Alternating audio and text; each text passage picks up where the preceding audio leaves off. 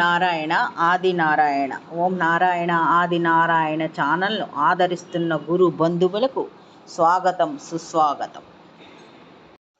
ఓం నారాయణ ఆది నారాయణ. ఓం శ్రీ భగవాన్ వెంకయ్య స్వామి. ఆశ్రిత జన రక్షకుడు, దేనజన బాంధవుడు శ్రీ భగవాన్ వెంకయ్య స్వామి వారి పాద పద్మములకు నా ప్రణామములు. సమస్త సగుణ రూప నిర్గుణ రూప గురుదేవుల పాద పద్మములకు నా నమస్సుమాంజలి.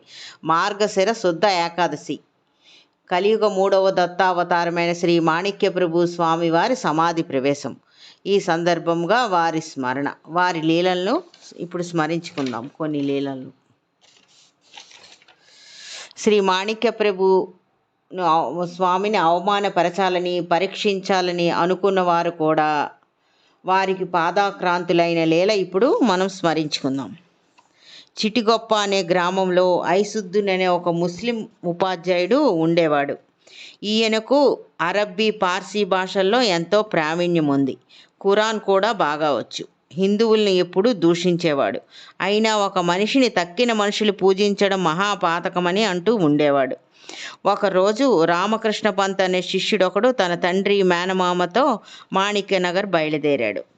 ఐసుద్దీన్ కూడా ప్రభువును అవమానపరచాలి అనే దురుద్దేశముతో వారి వెంట బయలుదేరాడు. దూరము నుండే ప్రభు దర్శనముతోనే ఐసుద్దీన్ గర్వం కూడా కొంచెం తగ్గింది.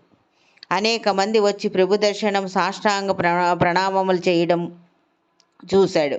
ప్రభు సన్నిధిలో ఐసుద్దీన్ గర్వం తగ్గింది. ప్రభు చిన్నగా మాటలు కలిపి ఒక మనిషిని మరొక మనిషిని పూజించడం చాలా తప్పు అని చెప్పి ఖురాన్ నుంచి ఒక వాక్యంను ఐసుద్దీన్ చదివాడు. ప్రభువుతో ఈ ఐసుద్దీన్ చిన్నగా మాటలు కలిపి ఒక మనిషి మరొక మనిషిని పూజించడం చాలా తప్పు అని చెప్పి ఖురాన్ నుంచి ఒక వాక్యం ఐసుద్దీన్ చదివాడు. అవునవును అని అదే ఖురాన్లో ఐసుద్దీన్ చెప్పిన దానికి వ్యతిరేకంగా ఉండే 8 వాక్యాలు ప్రభువు చదివారు. అప్పుడు ఐసుద్దీన్కి సంపూర్ణంగా గర్వభంగం అయింది. ప్రభు ఎడల గౌరవభావం ఏర్పడింది. సృష్టి అంతట్లో నిజమైన దేవుడు ఒక్కడే ఉన్నాడు, ఆయన మాణిక్య ప్రభు అని తెలుసుకున్నాడు. ఇంకొక లీల ఇది. ఇప్పుడు స్మరించుకునే ఈ లీల మనకి దత్తావతారాల చరిత్రలన్నింటిలోని చిరపరిచితమైన లీల. ఒక వృద్ధ వనితకు సంతానం అనుగ్రహించట. అది ఇలా ఉంది.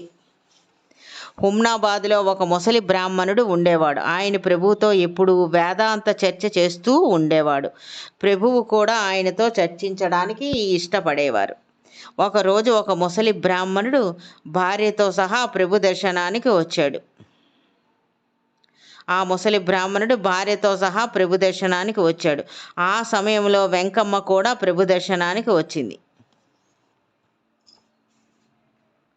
4 రోజుల నుంచి నీవెందుకు కనబడడం లేదని ప్రభు ఆమెను అడిగారు. తాను తన స్త్రీ సహజమైన ముట్టులో ఉన్నానని చెప్పింది. అందువలనే రాలేకపోయానని ఆమె చెప్పింది. దానిని ఎవరికైనా ఇవ్వరాదా అన్నారు ప్రభు. దానిని ఎవరు తీసుకుంటారు స్వామి అని అంది.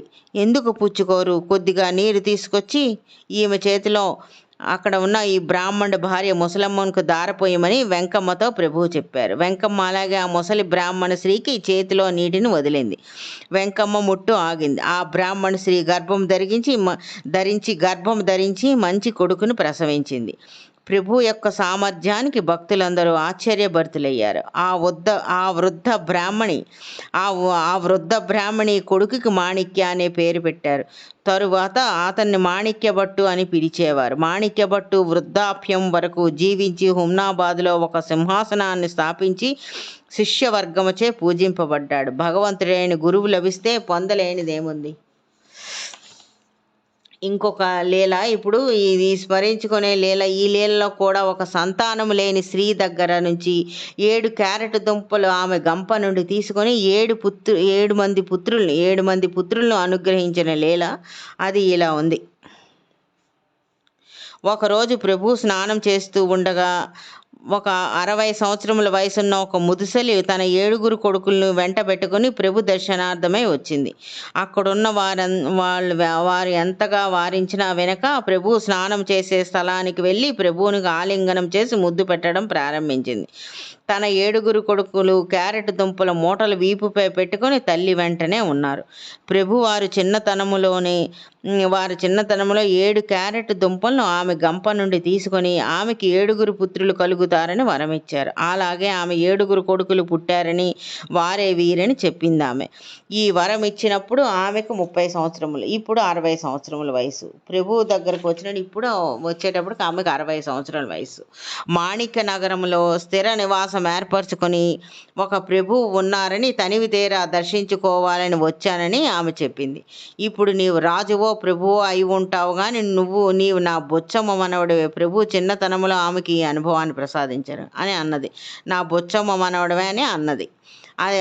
అది గుర్తు పెట్టుకొని 60 సంవత్సరములు వచ్చిన తర్వాత ఈ పిల్లల్ని తీసుకొని వచ్చి స్వామిని దర్శించుకుందాం అన్నమాట. ఆమె ఈ విషయాన్ని ఆమె ప్రభువుకి ఎంతో ఆనందంతో విన్నవించుకుంది. ఆమె యొక్క నిష్కల్మష హృదయానికి ప్రభు అమిత ఆనందభరితులయ్యారు. అందుకే కొడుకులందరూ దుంపల్లా ఉన్నారని ఆ క్యారెట్ దుంపలను వంటశాలలో ఇమ్మని చెప్పారు. ఆమె భయాదేవితో కొంతకాలం గడిపి ప్రభు ప్రసాదం తీసుకొని ఇంటికి వెళ్ళింది. ఓం నారాయణ ఆది నారాయణ.